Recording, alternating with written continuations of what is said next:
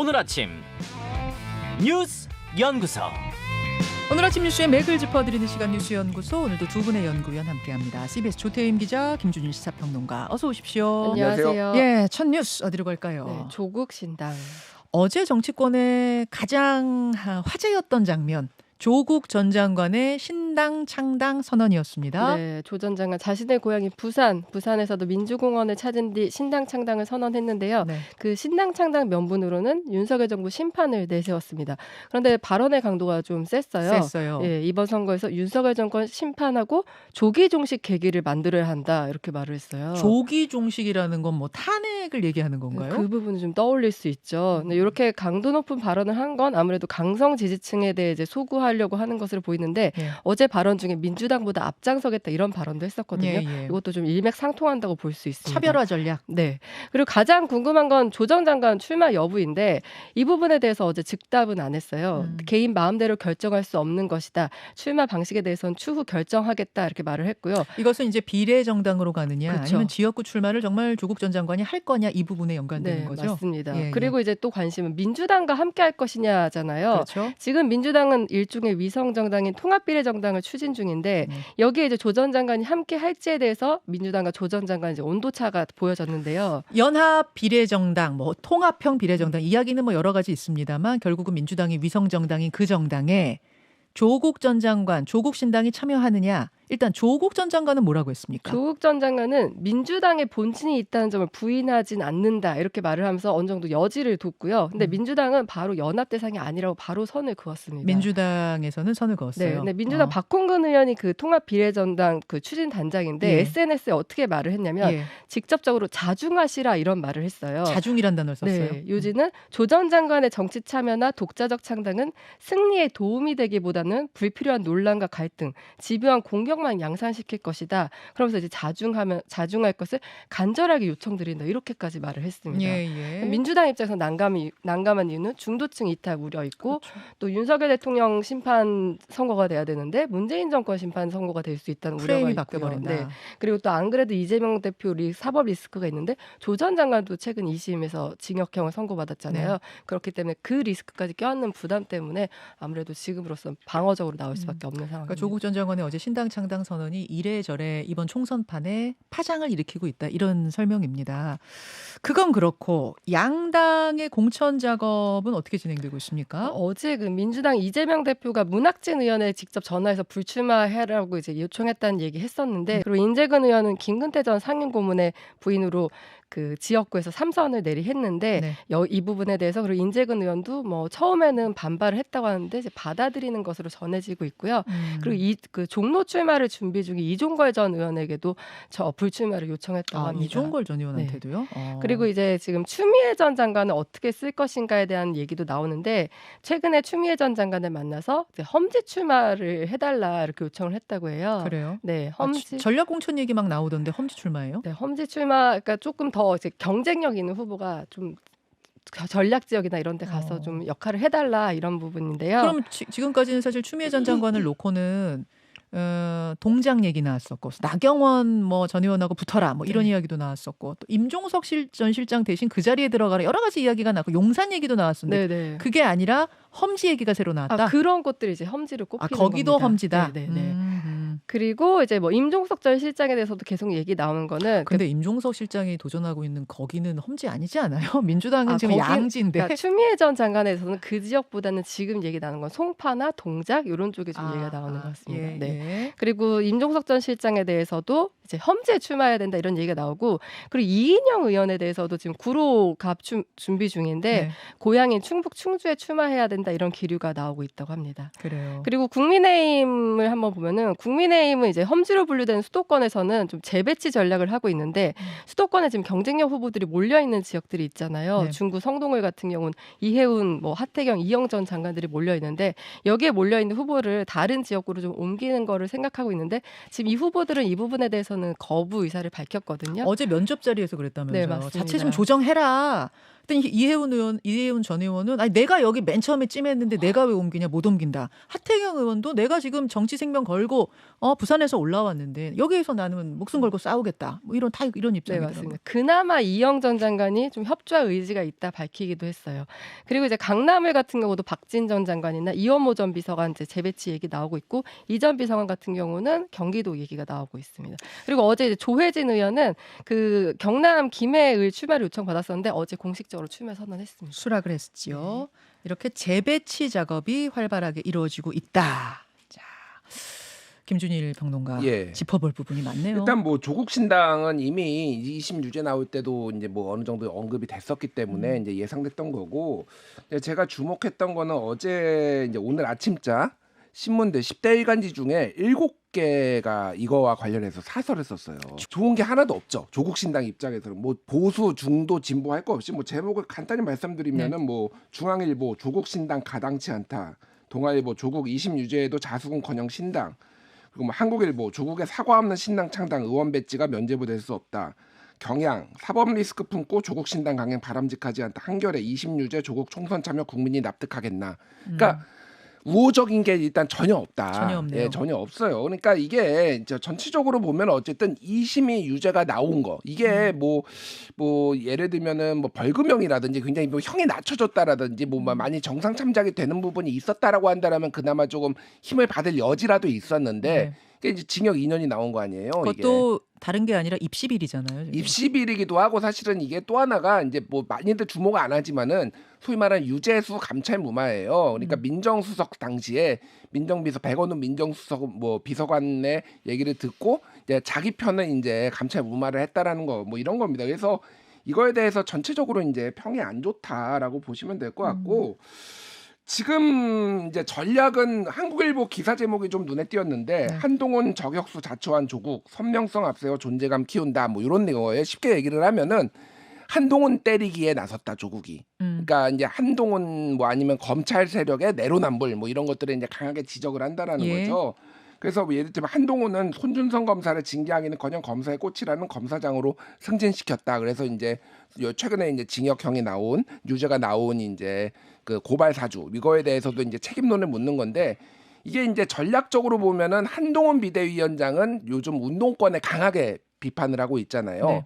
이렇게 해서 뭐 예를 들면은 뭐 국민일보 제목은 이런 겁니다. 룸사롱 쌍욕 위장결혼 더 독해진 한동훈 언어. 그래서 언론들이 한동훈 비대위원장의 이 뭐 언어가 조금 격해지고 있다 이런 거를 주목하고 있고 거기에 맞춰가지고 이제 한동훈을 잡겠다라고 하면서 조국이 이렇게 나오고 있는 약간 이런 이제 구도가 이제 만들어진다는 건데 이제 조국 신당이 위력을 발휘할 것이냐에 대해서 이제 제 개인적인 의견을 좀 말씀드리면 세 가지 이유 때문에 그렇게 파괴력이 있기는 힘들다라는 건데 첫 번째는 아까 말씀드린 2심 유죄가 나왔다라는 것들이 국민이 납득하기가 어렵다라는 거고 두 번째는 대체제가 존재한다라는 거예요. 무슨 말씀이십니까? 대체제가 존재한다는 예를 들면은 2020년 총선에서는 소위 말해서 열린민주당이 더 강한 검찰개혁 막 이런 걸 내세워가지고 5.4%를 얻었거든요. 네. 근데 그때는 소위 말하는 제3지대가 굉장히 약했고 그러니까 이제 존재감이 더 드러나는 상황이었는데 지금은 새진보연합 뭐 기본소득당을 포함해서 여기가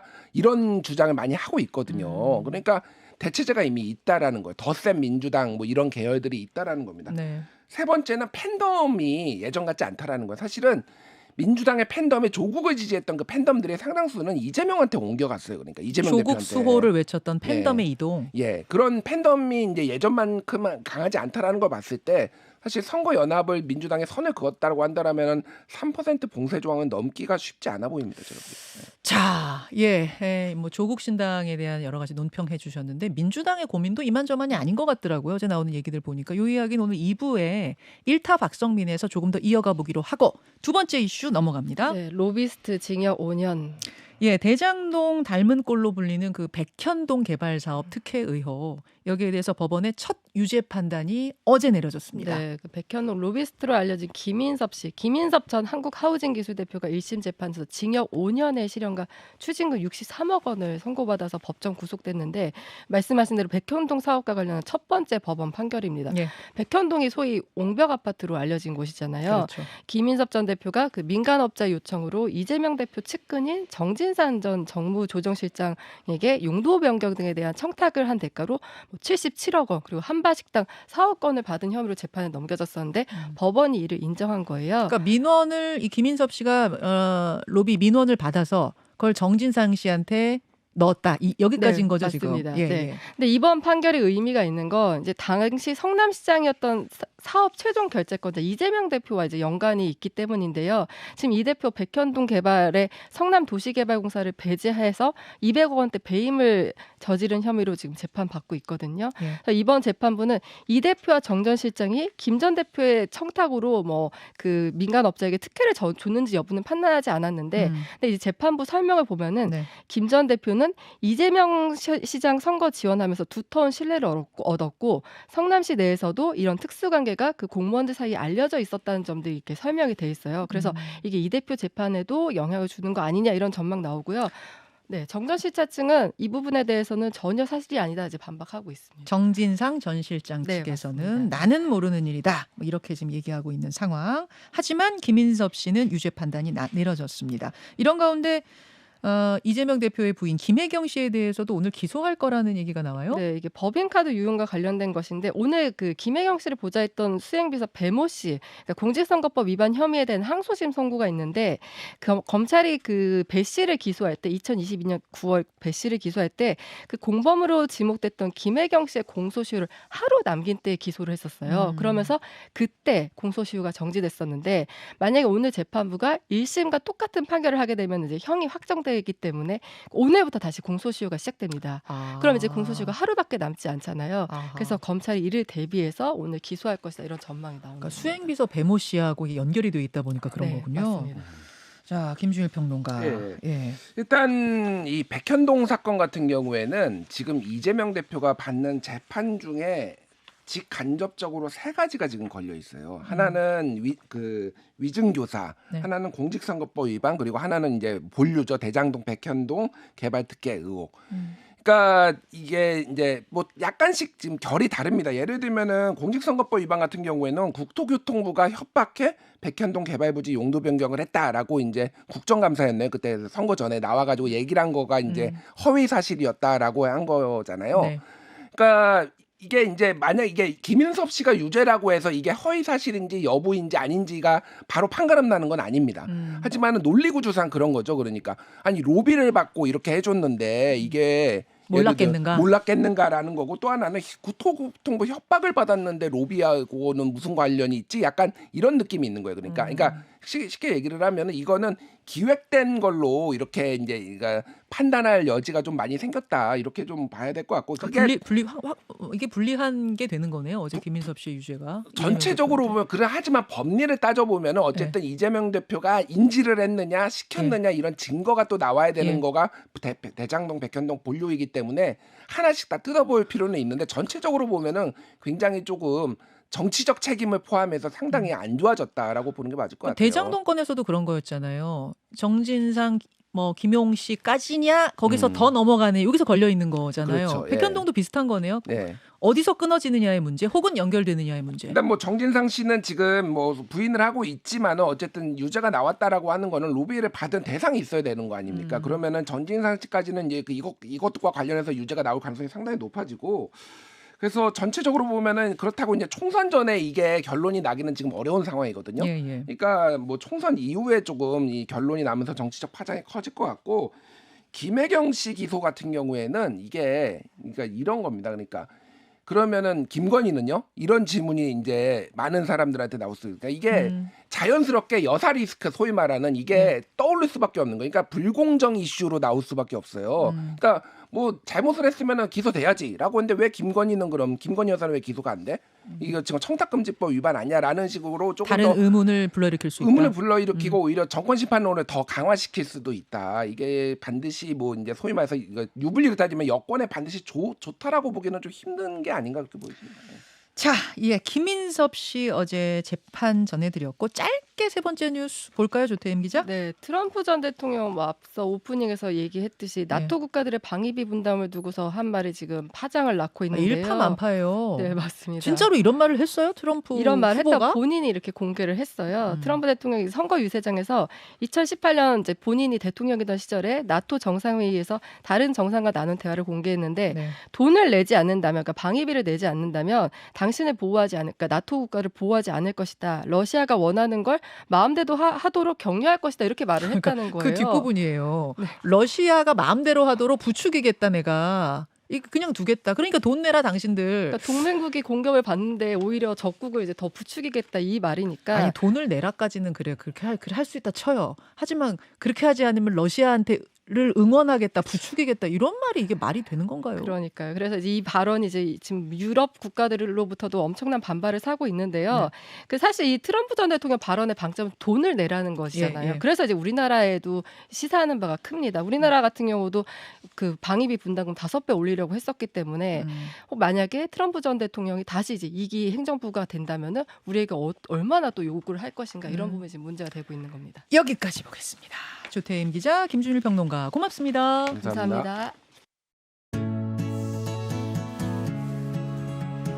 김현정의 뉴스쇼는 시청자 여러분의 참여를 기다립니다. 구독과 좋아요, 댓글 잊지 않으셨죠? 알림 설정을 해두시면 평일 아침 7시 20분 실시간 라이브도 참여하실 수 있습니다.